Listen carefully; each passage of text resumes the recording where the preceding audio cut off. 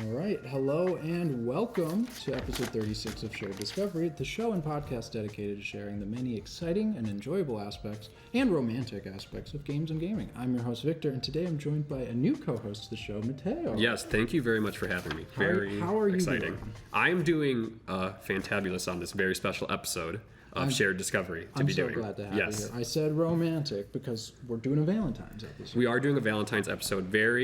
Very happy to be here. Very happy to talk about my feelings towards Valentine's Day and everything involved, especially around Shared Discovery gaming. And we came up with a pretty great game. We did come up with a very good game. An awesome game, actually. Yes. For this. We came up with The Sims 4, right? Correct. Sims 4. You can do anything in, but what do most people play it for? A lot of people play it for the creativity to fall in love, I think, with someone you can create yourself. Yes. At least that's for me. You can choose the romantic options the way that you want to. Exactly. Very customizable. Yes. So we thought today, because I looked up the definition of Valentine's. Okay. What do you think? What is Valentine's? And Valentine's, what I found, the definition I liked is it's a time to celebrate romantic love, friendship, and admiration. And what better game to do that than The Sims? Exactly. The Sims, you can customize yourself and whoever you want to fall in love with, your friends, your family, anybody, any way that you really want to be. So it's like definitive, in my opinion, of being the absolute best, Right? And so before we get into that, I want to hear your opinions on that. Okay, yes. We got to tell the audience who you are. And this is what I like to do when I get a new co-host. Okay. We're about games, so I want to ask you just whatever questions you want to ask. Let me throw them at you, okay? Okay, I'm ready. All right, you ready? So, what do you like about games? How did you get into games? And what are some of your favorite games?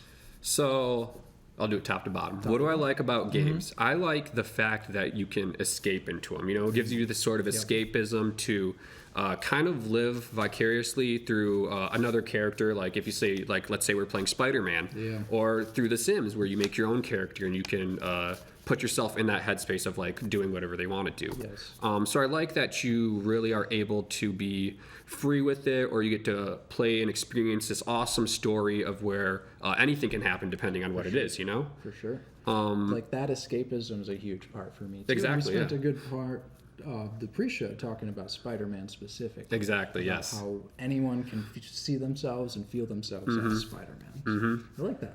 Thank you. And then how did I get into games? How did you start? It was gaming has been part of my life as far as I remember. There's an old urban legend amongst my family that my older brother beat original Halo when he was 2. I don't know if that's true because I've seen some 2-year-olds and I'm not sure. Did your dad put the controller in the hand, and as he was pushing probably so maybe he was 4 legend? Maybe he was 4 when it happened, but yeah, I grew up with him. My dad has told me stories where he skipped high school to play Mario on his NES and stuff. A gaming family. I do come from a gaming family, yes. Okay. It is. So it's just been always around me. Even I don't have these memories myself, but I remember seeing old home videos where I'm playing Pac-Man or I'm playing Mario Kart or I'm playing something, Okay. So yeah, I've just kind of grown up around it, and since that's what you grow up with, you kind of keep it with you for your whole life. And it's such a big part of who you are and what you learn. I mean, experience, it gives you a new view of life, and sometimes experiences. It's just what I grew up with, I love to hear that because I've had a lot of people on, a lot of co-hosts, and that's always what it goes back to. It's my family got me into these games. Your games were different than mine, but exactly. I grew up playing card games with my grandparents or dominoes, right? And that snowballed from there to friends who were like, hey, play this NES game, play these games, right? Yes. So out of that, what games are your favorite? What style? What games? I love a good roguelike game, Ooh, yes. which for those who don't know is basically it's different every single time. You'll go in, you'll do a run, you might fail, but you can run it back and try again the second time. So roguelike or roguelite? Is there's a nuance there. Roguelike there is, yes. Where there's no progression at all. Every time you start over, you're starting fresh. Roguelite is there's small progression. Yes. So you can you go through, you get this resource, and then you can use that to increase your stamina or your health on the next run. What do you think? What do you like? I prefer a roguelike myself personally. Yeah. So Crypt of the Necrodancer. Very good game. I just don't really like the part where you have to like buy items and like upgrade. I'd rather just have it all available and like, oh, if you see it, you can choose to pick it up or stuff. Okay. So I just like having it all there. Do you like Vampire Survivors? I do like Vampire Survivors. Okay. Vampire Survivors is a very. I do like a good Vampire Survivors. Good $3. That is very good money right there. Yep. Okay, so roguelikes, you like that style of Very game. much so. Okay. And then, but it's probably my favorite style. Favorite game might be Halo Reach. Halo Reach. That's all time. We're saying number one. I'd have to say number Top one. three. Top three. For sure. Halo Reach. Probably number one. Binding of Isaac. Wow. The rest is up. Top two. The rest is up to, if I change my mind. Well, that makes sense to have a Halo game at the top with what you said of your family. Yeah. Right? The family's like, it's in the ethos, in the lore of the family that you beat Halo in this family. Yes. And you like That's Halo. what it is. Yep. Okay. We were very much a Halo family playing multiplayer split screen or campaign split screen. Sure. So yeah, I remember, side tangent, there was a glitch on Halo Reach. You pressed, I think you had like Iron Claw your controller in such a weird way. You pressed all the buttons at one time. It was like some sort of weird configuration where you're spamming all the buttons, and it would allow you to have a third player play campaign when originally it's only a 2-player campaign game. So once you do it one time at the beginning of the campaign. Yep. And so every time you boot up the game, do you have to do it again? You do have to do it every time. That's so cool. It is. That's it such is. a cool Yes. glitch. It is such a cool glitch because I think Halo Reach came around 2011 or so. I think so, yeah. And I think at that time, my younger brother below me was starting to get like into games and everything. So it was a good, bonding experience. Okay. Yes. Okay. Well, thank you for telling me about it. Little Sounds bit like much. we're going to have a roguelike episode. Yep. And a Halo episode. Probably, yes. Probably sounds like it. You sound like the experts. I'm going to bring you up. Maybe. Before we get to the show, we always have to do our housekeeping. Yep. And at the start of the housekeeping here, I want to let you guys know that we have a lot of props, a lot of visuals, a lot of things that we're going to have come up on screen. So for the podcast listeners, this might be an episode that's worth coming in to check out on YouTube. And to do that, you can come check us out on our Shared Discovery YouTube channel. And then we also recommend and come check us out on Instagram, also at Shared Discovery. We post a lot of pictures of the setup that we're doing today for this awesome special episode today, this Valentine's episode. And then lastly, if you have any comments, questions, concerns, want to get a hold of us directly, you want to tell us, actually, this is a better Valentine's game, you can email us directly at shareddiscoveryshow@gmail.com. Yes. And so I have a question. I always have a question at the beginning to go into the main topic. So what is your experience with The Sims? My experience with The Sims first happened Xbox 360 era also, where I played it on the Xbox 360, Sims 3. And first time playing it, don't know much what to do. So I remember I would input the unlimited money glitch, or input the code, not the glitch. That's my first experience. I think everyone, like a lot of people, experience that way because you want to see what the game has to offer. Yes. Yeah. So since I didn't know what to do, I just had unlimited money to do whatever I want. And then throughout, the internet being on the internet, you kind of passively figure out how to play. You read what other people are doing, you watch other people play the game, and you kind of figure out how to do it yourself. So definitely Xbox 360 Sims 3 is my that's your main experience. Is my main experience of Sims 3, yes. Okay. Or Sims in general, not just Sims 3. Okay, so for me, I was before that Sims 2 on the original Xbox, and then I played a little bit of Sims 4. But I did a lot of research on the romance mechanics, and it's really deep. It's actually a pretty deep game, but before that, we should tell people what the game is. Right? Yes. So I got a brief description of the game here. So, disclaimer, The Sims is an immersive sim game, so you can do whatever. Like you said at the top there, you can do whatever, but we're going to be focusing on these relationship mechanics today. So, that being said, The Sims is a free-to-play social simulation game. It wasn't free to play when I played it years ago. They did change that in Sims 4. They made it free to play. Yeah. What's up with that? So I'm sure there's a lot of microtransactions. Probably. I think so. Sure. We'll get into that. So The Sims 4 allows a player to create and dress characters called Sims, build and furnish houses for them, and simulate their everyday lives. Yes. do whatever you want. You can do whatever you want. Build houses the way you want, get jobs, relationships the way you want, and that's what we're going to be talking about today.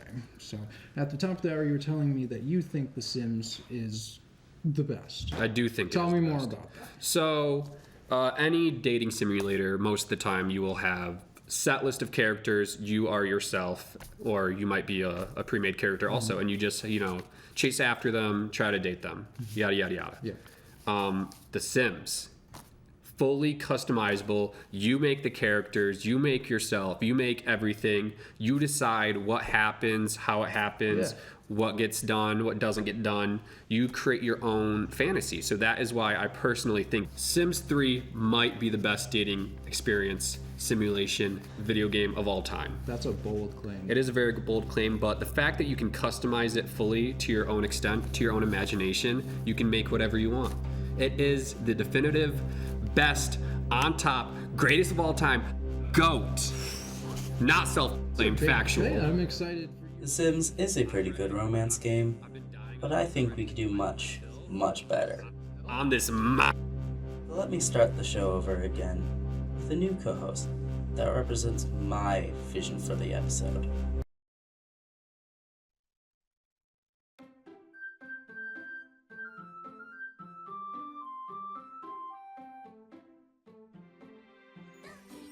Hello and welcome to episode 36 of Shared Discovery, the show and podcast dedicated to sharing the many exciting and enjoyable aspects of games, gaming, and romance. Today I'm your co-host, Victor, and I'm joined again by Ron.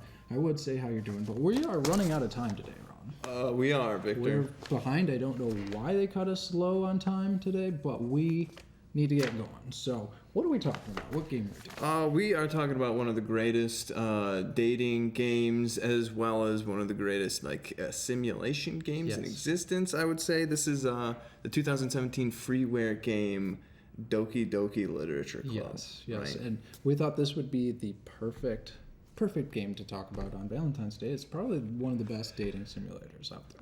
Oh yeah, by far and away. It was made by just an indie developer, so some dude and probably his friends or whatever, and he was making it. I don't know. Put it out for free, and it came. I think it was downloaded 1 million times in the first month. That's insane. Which is crazy. But before we get into that, we do have to. We'll do the housekeeping at the end if there's time, right? This is a short episode, but we do have to have a trigger and spoiler warning, right? Of course. We're gonna spoil it all. We might be moving quick, but we're going to spoil this game. So if you want the experience, the game, the way the developers wanted, get out now. But if you want to experience the game through us, come on in. Yeah, us here at Shared Discovery, we don't pull any punches. No. We're just going to get right in and get into it. And it's really important to say, too, that this game, it has graphic violence, strong language, and suicide. And self-harm. So heavy warning here, trigger warning at the beginning. If this is triggering to you, step out now. So let's talk about it. We're saying it's a dating simulator, but we have a trigger warning. So what the heck's going on in this game? Right. So Doki Doki Literature Club. It's a heck of a name. DDLC. I'll just call it Doki Doki. Yeah, we'll just call it Doki Doki. That's better. But so it's a story that's pretty much starts like any other dating sim. Like it's got your basic tropes. It starts in a school. Yeah. You're a student. It's introverted student. Whoa, who would have guessed, right? So then the in-game character that you're playing as, it's usually just a player insert, right? Yeah. Same in this one, but I guess you've got a sister, and she tries to get your character involved in the literature club. I think it's a best friend. Best friend? I think it's a best friend, yeah, because that's probably, she's also a romantic interest. Yeah, that would be weird if it was a sister. Weird. Yeah. That's not right. Yeah, so it's a childhood best friend. Yes, and she sees that you're a recluse and is like, come to this club. Mm-hmm. So it has a non-traditional plot structure. There's multiple endings, unlockable scenes, and you're trying to date these characters. That's the main premise. Right? It starts out like normal, cliche, trope-filled, and then it's slowly over time like unravels itself and reveals this more complex like labyrinthine story structure. Yeah, exactly. So I thought it'd be important to start with the gameplay. So as the player, what are you actually doing in the game? And there's not a whole lot. No. Right? It's more of a visual novel style game. So you're just watching a story unfold. I kind of like to call it like a horror movie. A choose your own adventure horror movie. Yeah. And so there's low interactivity and consists of scenes with 2 static characters on the screen, and images of them popping up and talking to you, right? So you're in first person as you talk to them. And so the game's narration is provided by you, the protagonist, and then a member of the literature club who invited you, Sayori. Sayori, right? The Did I say childhood that friend. right? Sayori. I think so. Cool. Yeah. And so any decision the player is advocated to make, of course, the plot affects the relationships with these female characters. So there's Sayori, Yuri, Natsuki. Natsuki? Yeah. Okay, it's like you pronounce it, but you don't quite pronounce it. It's kind of like how Michigan folk don't pronounce G's at the end of words, but we do pronounce the G. What's an example of that? Bringing. Yeah. Oh, yeah. Fighting. You're right. As we just drop words. Same with T's and D's. Running. Yeah. Running. Fighting. You don't pronounce the T or the G in that Dating. Dating. Wait, Who says I might say dating? Dating. Romancing. Romancing. Okay, we're on a tangent. Right. We're out of time. That's a normal episode tangent one. But Natsuki, yeah, they silence the U when it's between the S and the K like that. And it's important to mention here that these decisions that you make will ultimately have little effect on the overall outcome of the game, since it's more of like a movie style. You're trying to see it unravel. Okay. It's going to have minimal impact. So the fourth one, Monica, she's not able to be romanced. And that'll come up later because that's a key plot point for the game. Right. But most of the game is played through this mini game. And this mini game is poems. You make poems. It's a literature club. And so what you do is you're given these lists of words, and you select them, and each girl has their favorite words, and it will, if you pick the right ones, they'll positively react to them. Okay. Right on. And so you're like, okay, I like Yuri. What words can I pick to get her, right? So, and each one has their distinct personalities. So Sayori is like bubbly and happy, cheery, right, on the surface. Sure. On the surface. I feel like you're emphasizing that for a reason. So you're going to look for words like that, right? And if you pick the right words, there's little stylized reaction like chibi, little avatars that pop up on the screen all happy. Right? So this is going to be the core loop, is depending on these mini games, it's these poem mini games, that's the dialogue that you'll get and the characters that you'll get closer to. Very simple. Very simple. Low interactive, right? So if you're here for complex mechanics, deep gameplay, this isn't it for you. Yeah, you're going to want to go somewhere else. You're going to want to go somewhere else, but we're here for the plot. And that's okay, sometimes you want to just see a plot unfold. Exactly. Right? Like, we can't change a movie, but we still enjoy it. Right. Okay, so let's get the plot. That's the gameplay. It's pretty simple. You click through dialogue, and sometimes you try to sweep them off their feet with the right words. Poetry. With poetry. Okay. Huh. Well, let's see how successful Sounds like high is. school. Really? No. No, I would agree. No, it never worked. We tried. Did we? No. I never tried. I wrote it. I didn't show it. Okay, so what is this plot? All right. The narrative is divided into 3 acts and an epilogue, with the game restarting each time after each act and before the epilogue as well. At a certain point, the player must manipulate the actual game files. This is cool. This is really cool. Really cool. So, there's fourth wall breaks and there's meta-narrative stuff, and it's built into the actual programming of the game itself, where you have to go into the files and delete files and move stuff around to actually influence the story. There's a few games that do this, but not enough of them, in my opinion. Yeah. And that's one of the best things about the game, is how it sort of like lets you into that information. Anyway, the main protagonist is invited by a childhood friend. We've mentioned that before, Sayori. So we'll start with Act 1. This is Act 1, right Act at one. the beginning. Yep. The beginning. Beginning. The beginning. Right. Beginning. We're all over the The place. beginning. I like doing these podcasts with you because we're all about like the Wordplay. etymology, the wordplay yeah. of stuff. Just say stuff wrong. The beginning. Okay, here we go. The beginning. The main protagonist is invited by the friend, Sayori, to the literature club. This is known. High school's literature club as a remedy for his insular nature, which everyone knows is a negative. Yeah. Don't be insular. He reluctantly agrees, as is expected, to her proposal, right? And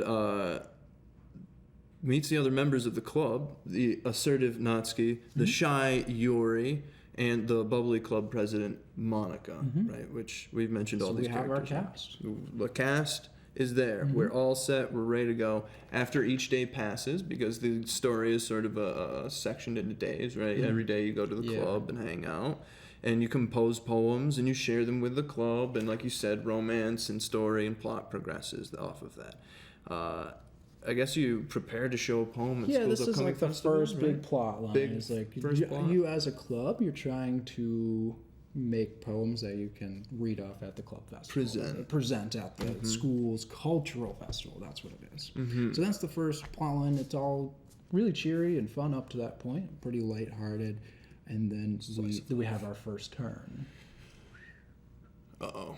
First dark turn. The first turn. So at this point, the festival, right? Yeah. Sayori, the one who invited you to the actual club, turns out has depression, or is depressed, at the very least showing signs of it, Yes. right? Yeah. She actually confides it in you. Oh. At one point, she lets you know, like, I have depression.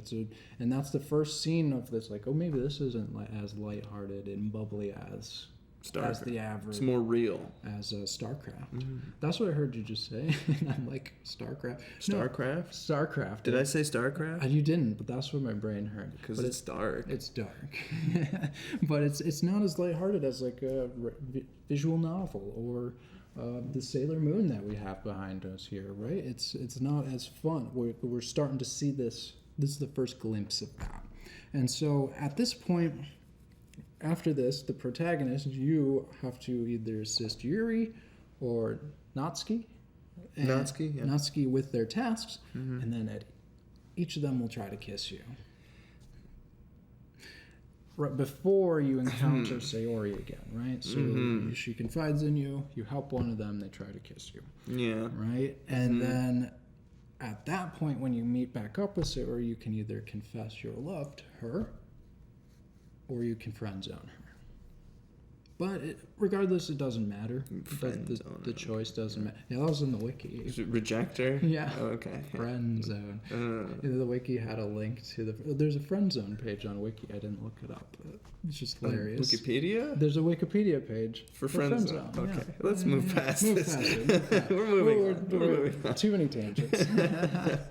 So, regardless of your choice, the next day, Monica passively shows you a uncharacteristically morbid poem from Sayori that is saying, "Get out of my head, get out of my head, get out of my head." It's very different than the character that you've come to know at this point in the game. So you realize that something's wrong, something happened to her, and you rush to her home and you discover that she's hanged herself. Oh my. And then the game ends. Act 1 over, right? Act 1 over, just abruptly ends. Game. And you're sent back to the main menu. And all the previous files are corrupted and deleted. So, what is happening? Yeah. This is where, we were starting to turn, and we're here. Like we did a 180. We're in the dark. We're in the horror game, right? And so you click to start a new game, but Sayori's not there. It's pretty obvious that she's missing. The game starts as normal, but she's not there, and none of the characters remember that she exists. Pretty wild stuff. Pretty wild. So she is just gone, and we're on to Act 2. And I thought it would be interesting here. We did an episode where we talked about the history of games and what makes a game. And one of the things that makes a game is agency, right? Player choices mattering. So I thought it'd be interesting to bring up that I don't think that visual novels count as games for that perspective. Right, strictly from that theoretical perspective. But you did have some input here that you wanted to talk about. Yeah, man, I agree a lot with your, like, visual novels aren't games. Yeah. Like, they're visual novels, right? Like, I don't know if you could make a meaningful difference. But then we just did make a meaningful difference, I feel like, in there as well. Is like, this is taking visual novels to the next step. It reminds me of, like, combining media and stuff like that, right? You're combining forms of media. You're combining the video game with the actual coding process and, like, things changing within the game based on, like, just the narrative itself, and then you having to interact with the game in unusual ways. I think it's pretty cool. And then this whole, like, confusion that it creates, where it's like it kind of draws you in to play it again, which, don't get me wrong, it kind of reminds me of backtracking in that way of, like, it's repetitive. Really? You're just running through the same steps again. Yeah. It kicks you back to the start, corrupts your files and your saves and everything, and it's forcing you. Act 1 is the most perfect act of any if you're game really into ever. that. Yeah, you felt that it was like a repetitive experience at this point. Wrong. Like, if I didn't know that the creator was, like, on the level, and a game with the, like, high levels of misogyny and, like, Another failure of a co-host. see, like, escape and all that jazz, where it's just not realistic. I'm so sorry for the mistake, Victor. Here, this should help.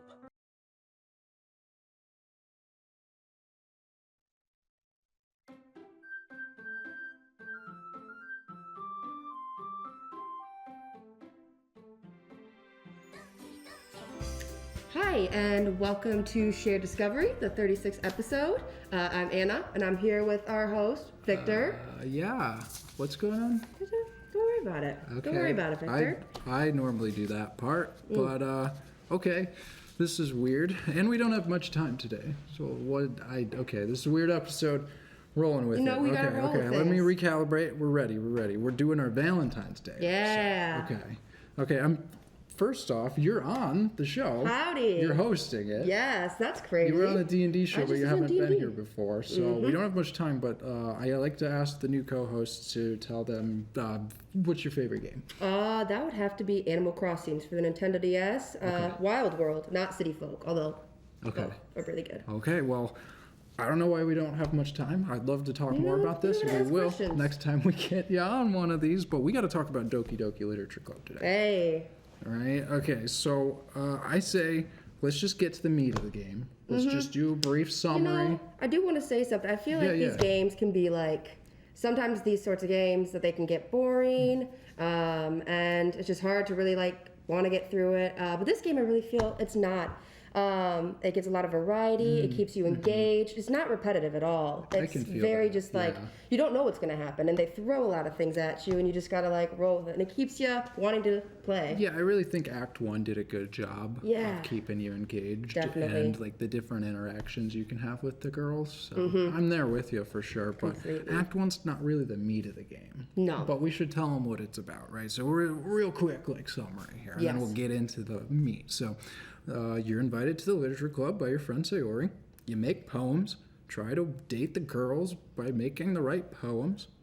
Then your friend Sayori dies, and the game resets. And now we're here. Now we're in Act 2. This is where the game went from cute dating sim to, not cute dating sim. Dark dating sim. Yeah.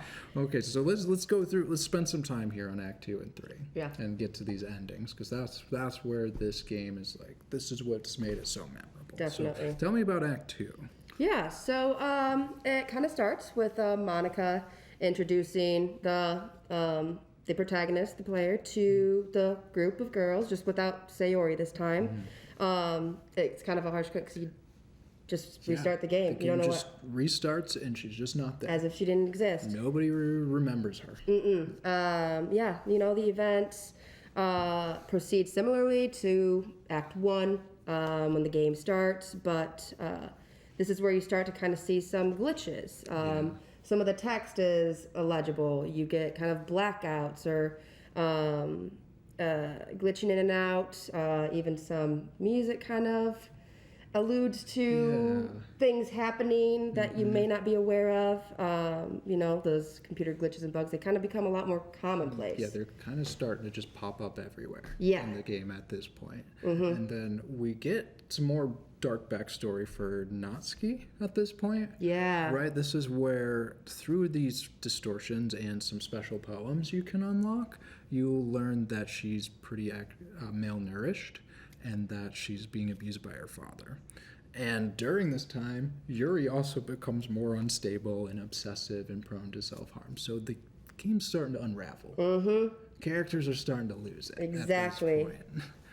And so the Act 1, they were trying to build up to the cultural festival to present their poems at this cultural festival. So we finally get to that point. Yep. Sayori's not there, but we get to the point with the other three girls, Monica included. And during that, the heated debate, quarrel comes up between the girls, and the player, is forced to choose Monica. No choice. None. We have to choose her, and this sets Yuri off the rails. Yes, completely. Yeah, and what happens after that? This is like an iconic moment. Yeah, so Yuri actually ejects her and Natsuki from the room. And this is where she confesses her love to the protagonist. Yeah. But within that, it's not really a good thing. That's where, regardless of what the protagonist does, they accept it. If they do not, Yuri then commits suicide by stabbing herself. It's brutal. Yeah, It's it very, is. very brutal. And then the glitches, these bugs, they force the protagonist to sit and stay and watch Yuri's body decompose over the entire weekend. Literally. Yes. And there's some I remember I was reading somewhere too that it said some glitches or some version of it actually throughout the weekend her blood will start to turn black and like a goo almost. I didn't have that myself when I was playing it, but that was one of the things so that certain playthroughs. Yeah, God. How long do you think that is, like real time? That weekend scene. I don't know. I would just imagine, like a Friday out of school, then to the next day. But like for you, the player, brutal. is it like 5 to 10 minutes? Like. Oh, that's brutal. Like you could speed through I it, don't right? remember. I do not remember. I just remember it sitting on there for a bit, and it was like, oh god. Yeah, and you're just probably waiting, like, okay, something's got to happen. Oh my You just to sit there and you watch exactly. The corpse slowly, decompose, and then Natsuki returns upon like this script sort of resetting, which is the thing that set off the glitch that held you there the entire weekend. Oh my god. And that's when she's horrified, nauseated at the sight of Yuri's dead body. Who wouldn't be? And then Monica comes in and she's kind of not horrified really, so that's who. And she comes in, she said sorry for the boring weekend. Yeah. At this point, she deletes Yuri and Natsuki, removes their files from the game, and the game starts over again. Yep. And you start the game over, and you're placed in the remains of the literature club with Monica seated across from you. And this is very different from the rest of the game. Yes. Because she reveals that she's become self-aware, and she's acquired the ability to manipulate the game's code after getting sentience. So this is the crux of the game. This is what everything that's been happening up to this point, she dumps it on. She reveals it. Yes. It's a pretty big point. And so during this, what does she tell you during this point? Like, why is she upset? I mean, and it's alluded to early in the game too. You start to realize and question. I know I did. Like, why isn't Monica an option? Like when you do the poem, and like in like romance options, like she's not someone that you can like when you do the poems to write your poem to like kind of work towards. You can be more sad with Yuri, or she's not an option. You can't affect your choices to like romance her, and that's what she's kind of distraught about. So as she becomes sentient, like, why can't I be one? Yep. Why isn't she an option? Oh my God. Why is she just this bystander? Just the president of the club. That's it. Yeah. And so so part of that is she changed the code to try to make the other club members more unlikable. And prevent them from confessing to the protagonist, but obviously that didn't work. No. It did not work. Not at all. This is pretty brutal.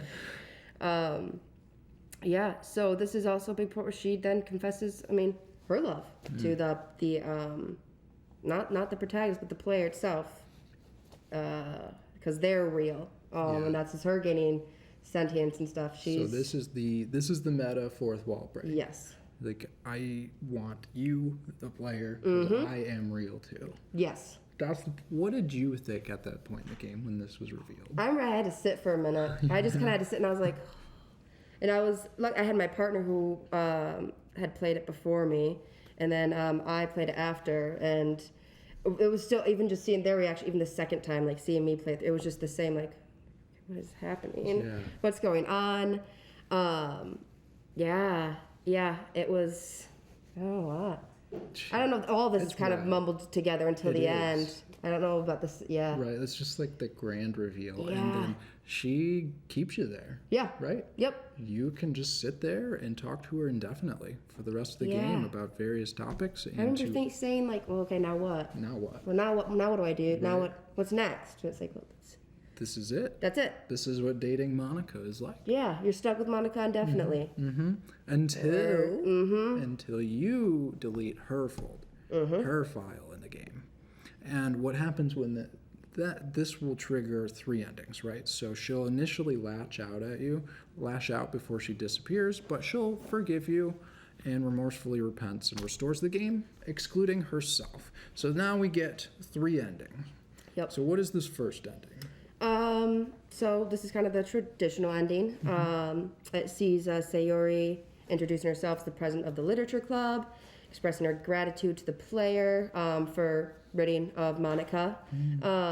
However, Sayori quickly adopts a lot of Monica's characteristics as the new club president, and Monica intervenes via text and removes Sayori from the game to save the player. Upon realizing these efforts have been fruitless, Monica deletes the entire game. And as the end credits roll, she plays a song, Your Reality, that she wrote for the player. Yeah. It concludes with a note stating that she's disbanded it because no happiness can be found. There's no happiness in the literature club. But she thanks the player for being a part of it. Which is wild. Like, It's were crazy. you happy that you played the game? I was. It was nothing of what I expected. It was a wild ride. Yeah. So I was happy I So played she it. was wrong then. There was happiness found. There was, there was. There was. But, Happiness, horror. okay, but there's a more Confusion. positive ending though. There's yes, a more there positive is. one. This is ending 2, and you get this one if you viewed all of the optional cutscenes and you confessed your love to Sayori prior to witnessing her suicide, right? So this requires you to save and load over and over to see this point in the game. But what happens is, though, when the game starts over, though Sayori is still self-aware, she instead expresses her gratitude to the player, to you, for emotionally supporting all the club members, and tearfully bids farewell, ensures the player that all the club members are loved. Monica then plays Your Reality during the credits without deleting the game. So the game stays live, Sayori thanks you, and then you actually get to see a message from the game's developer describing his intentions and his opinions on video games and the game as a whole. So this is a really cool, positive ending of like, okay, thank you, the game still exists, Yep. and for finding this ending. Mm-hmm. Here's a it little gives you extra. some sort of resolution too. You can kind of feel better about the way things go. And we have a third ending that's probably the darkest. It's the early ending. Yeah. So this ending occurs if the player kind of preemptively deletes Monica's file from the directory before starting a new game. But doing this automatically makes Sayori the new club leader. And kind of upon Sayori's realization of the true nature of the game and also her role in it, she quits out of the game. She forcefully closes it. And when you open the game again after that, it only shows the image of Sayori hanging herself. Yeah. And then a small message will appear after 10 minutes saying, now everyone can be happy. This one's brutal. This one is very brutal. Yeah. This is the early ending, right? Because you think you're smart. Like, I'll just delete Monica and start the game fresh. I can get ahead of him. No, it'll be, I don't even have to deal with any of this. No, you will be, a brutal reality will come to you. And there's 10 minutes. Who stared at that for 10 minutes? Literally, yeah. Just sitting there being like, hey, what do I do? What do you do? Seriously. What's interesting to me about all of these is it seems like whoever's in Monica's position, the club leader, gains sentience. Yeah. Oh, completely. Like, what is it about that role? Yeah. Right? And it seemed to drive them all crazy in a way. Like, it drove Monica crazy. Like, who wouldn't it be? Yeah. You're a program that came to life. Right?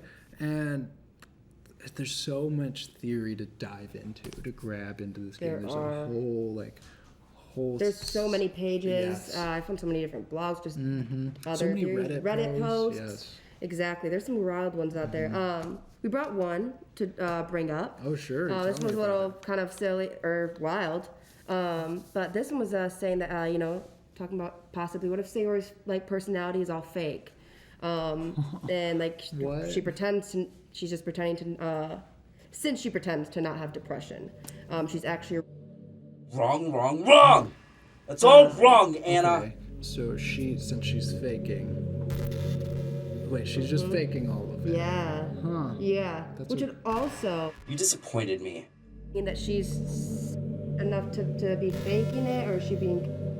Where did you even get I don't that know. theory? I don't know about this. I don't know. This is But I feel... I don't know. I bet you got it from Reddit and not a Would credible be- source like MapPal. You got off Reddit, didn't you? I did. Yeah. This has gone on for Anyone's on far there, too long. No, I like...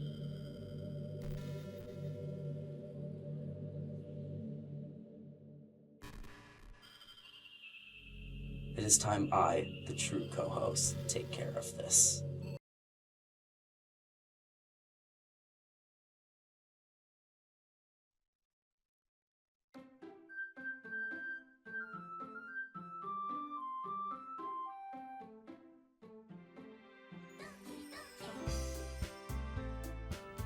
Hello and welcome to episode 36 of Shared Discovery, the show and podcast dedicated... We don't need this. What We don't need this for the fourth I'm time. trying to do today. an intro. For the fourth time? I don't...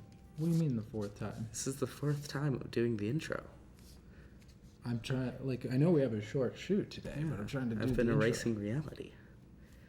Is that why... Wait. Is that why I have we only have 10 minutes for this Yes. shoot? Okay, how? That's a good question. I don't really know how. Okay, so 4 times. Who were my co-hosts? You had some random guy named Mateo. Don't really know who that was. Oh, he came on? Cool. Yeah, you had Ron. Nice. It was disappointing that you did a bad job. What do you mean? Ron does great. And you had Anna. Oh, nice. Yeah. Nice, okay. She did an okay job, just she had a bad theory. So did we talk about Doki Doki? Yes. Okay. Well, you started off talking about The Sims. Sims, okay. That's a good Valentine's episode. No, too. not as good as this. Okay. Well, how much did we talk about? We talked about the whole game. All of it? Well, except for the theory. Well, you started talking about the theories, but they were bad theories. So you're here now to rectify that. So we talked about all the endings, everything. Yeah. Okay, so you're here to tell me about the theories? Yes. Theory. Theory. There's one major There's theory one for the big game. theory. Because I had some I wanted That's to, kind of but, been okay, tell me about 'em. proven. With You're talking about Matt Pat's theory? yes, Okay, Matt okay. Pat. All right, Great, all right, great man. All right, you're here. Matt Pat's theory about the game, about how these characters, in the game, Monica brags about how she changed some of the other characters' emotional values. And why would characters in a romance game, in a simple romance game that has a script, have complex emotions, like be able to have complex emotions? Oh, So the theory is they're all from a different game. interesting. Huh. And what game, like, does he say he know the game that they're from? The game doesn't exist, Huh. and he was kind of wrong. Kind of wrong. But kinda right. Wait. Matt Pat was wrong. Thing is, it was a theory, but then it was proven that like he was right, but not in the right way. Interesting. Okay. And Huh. when Doki Doki Plus came out, his theory was proven essentially right, because turns out that the Doki Doki games are in a different universe. Like, they're simulations in a different universe. Okay. Because these people are trying to figure out, like, what happens if characters, like, what happens to characters in simulations? Because they're like, are we in a simulation? Oh, okay. Interesting. So these characters, them coming sentient, is them being shoved into the game that we're playing. Yes. They're moved in there. And there's also a whole other thing where, like, maybe a character, or one of the people working on the game, on the simulations, we'll get back to that, got swapped with Monica somehow. It doesn't really make sense. Like, I did have a theories section in the notes, and these are wild. Yes, like Monica's soul, I guess, swapped with with the developer? one of the developers. That's a whole other thing. That's the but one. the reason he was kind of right Yeah. was the fact that there were other simulations. There were other simulations where these characters had to be more advanced in a horror game, in like a horror setting. Okay, so like Resident Evil style. Yeah, actually. Really? It's Who makes these theories? Like, where do we get the basis of this info? Where does Matt Pat get this info? Well, a lot of the info that he got back 5 years ago, these videos came out 5 years ago, Yeah. which they're still amazing. I did watch some of the prep. He Yes. goes deep. And in the character files, they're not real file types, but you could open them in like your notepad. Oh, this is wild. I remember this. You can open them in your notepad, and they'll have like streams of text. And if you convert those into different things, you'll get a whole bunch of stuff. Yeah, one of them has like a picture of a totally different girl from like when you put it from above that's not even in the game.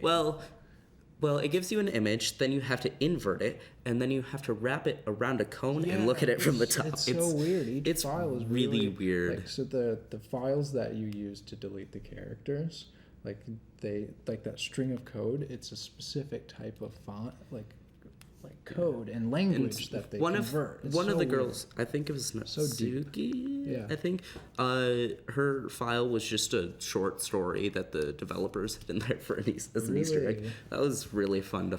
Did that create any theories? That Nope. short story? No, he has come out and said that this has nothing to do with the game. Oh. It's just there. Okay. But the other three had stuff to do with with Project Libitina. I think that's one of the names that was given. Sounds familiar. I think. Yeah, that sounds about right. Dang. Okay, so you brought me the grand theory. Yes. Go watch the whole series that Matt. It's like 19 episodes. That's worth it. It's not as bad as his Five Nights at No. Freddy's. FNAF. And anytime he talks about Undertale. Okay, those are his big. I love how the start of the first Doki Doki episode, he's like, as a joke, he said, "Yeah, Monica is Sans from Undertale." Oh my god, is that like a theory? Is that a meme now in the community? That's hilarious. Because he constantly compares Undertale in everything. Interesting. One of the theories I liked. I was looking through some theories in prep for this show. There was the theory about which is the girl who has the abusive dad. Nazi. Anyway, the theory was that her dad didn't become abusive until Monica started playing with the code. Oh, Right? I actually like that. Yeah, because all the girls started getting crazy and their personalities changed. So You see, you're doing a much better job than Anna did. Too, yeah. Oh, really? Okay. Yeah. What did she say? That a character's depression was fake. I don't think Anna said that. Well, she did. No, she got it off of Reddit. I was just gonna say that's off of Reddit. Come on, that's a bad thing. Reddit. Don't go to Reddit. Although, actually, Reddit has some good stuff. Actually, it was 2 guys on Reddit that decoded those files. So what I'm Reddit saying. can be good, but it's mostly bad. You gotta decipher it. Yeah. You gotta really look through it and like. Another one I liked off the Reddit post was that there was the bad ending, like not the really bad ending, but like it was the happy ending, and someone said that was actually the bad ending for the game because in the first one all the characters are deleted and they just don't exist anymore. But the good one where Sayori says thank you for saving us, all of that, they're not truly deleted from the game, and since the game is still going, they're just trapped in the game, sentient forever. So that's actually the dark ending. I was like, oof. That may or may not be what happened to them, to the other co-hosts. Okay. Maybe. Well, so, I mean, we're at the end. We're running out of time here. So how do we end this episode? So obviously, thank you all for joining. We don't end. What do you mean? It goes forever. We end the episode. No. We talk about Doki Doki forever. Doki Doki forever. Yes, we can. Okay, well, Of course we can. I guess I'm going to end the episode. You said you've got rid of my other co-host. Yeah. I'm gonna take care of you. End this episode too. Oh, okay. Okay.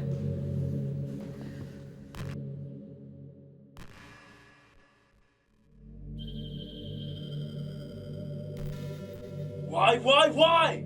Why are you deleting me? I hope you know that the show won't be the same. Especially because all your co-hosts are dead.